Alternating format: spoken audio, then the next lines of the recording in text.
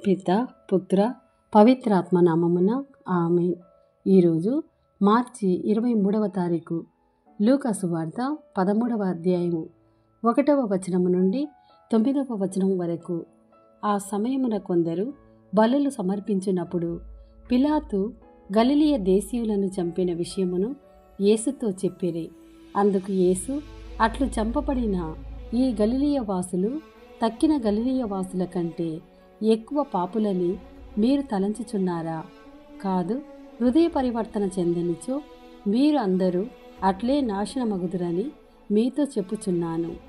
సిలోయము బురుజు కూలి దాని క్రింద పడి మరణించిన 18 మంది తక్కిన యెరూషలేము నివాసుల కంటే ఎక్కువ అపరాధులని ఎంచుచున్నారా?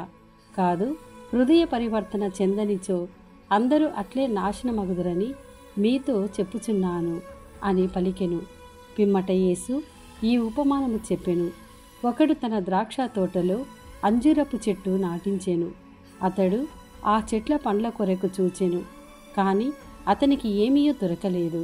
అప్పుడు అతడు తోటమాలితో, ఇదిగో, నేను 3 ఏండ్ల నుండి ఈ అంజూరపు చెట్ల పండ్ల కొరకు వచ్చుచున్నాను, కానీ నాకు ఏమీయూ దొరకలేదు.